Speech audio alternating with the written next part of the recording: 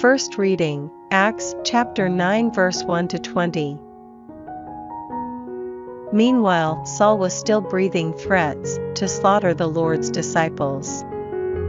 He went to the high priest and asked for letters addressed to the synagogues in Damascus that would authorize him to arrest and take to Jerusalem any followers of the way, men or women, that he might find. It happened that while he was traveling to Damascus and approaching the city, suddenly a light from heaven shone all round him. He fell to the ground, and then he heard a voice saying, "Saul, Saul, why are you persecuting me? Who are you, Lord?" he asked, and the answer came, "I am Jesus, whom you are persecuting. Get up and go into the city, and you will be told what you are to do." The men traveling with Saul stood there speechless, for though they heard the voice, they could see no one. Saul got up from the ground, but when he opened his eyes he could see nothing at all, and they had to lead him into Damascus by the hand. For 3 days he was without his sight and took neither food nor drink. There was a disciple in Damascus called Ananias, and he had a vision in which the Lord said to him, "Ananias."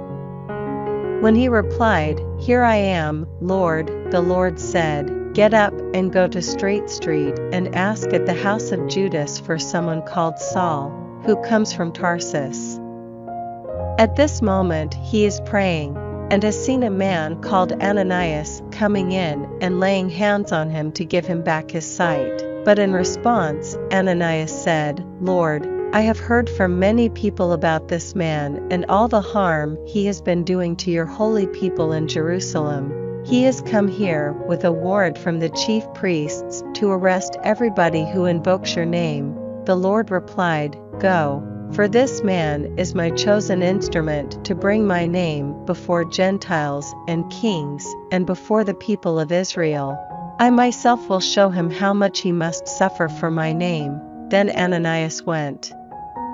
He entered the house and laid his hands on Saul and said, "Brother Saul, I have been sent by the Lord Jesus, who appeared to you on your way here, so that you may recover your sight and be filled with the Holy Spirit."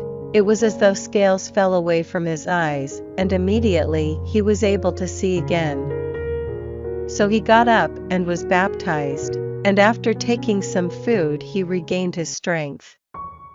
After he had spent only a few days with the disciples in Damascus, he began preaching in the synagogues, "Jesus is the Son of God." Responsorial Psalm, Psalms chapter 117 verse 1, 2. Alleluia.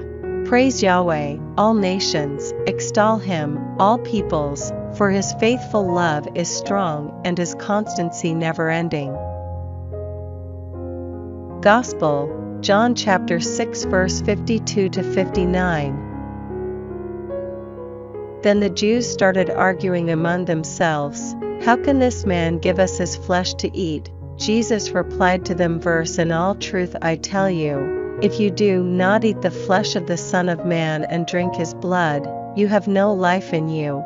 Anyone who does eat my flesh and drink my blood has eternal life, and I shall raise that person up on the last day. For my flesh is real food and my blood is real drink. Whoever eats my flesh and drinks my blood lives in me, and I live in that person. As the living Father sent me, and I draw life from the Father, so whoever eats me will also draw life from me. This is the bread which has come down from heaven. It is not like the bread our ancestors ate, they are dead, but anyone who eats this bread will live forever." This is what he taught at Capernaum in the synagogue.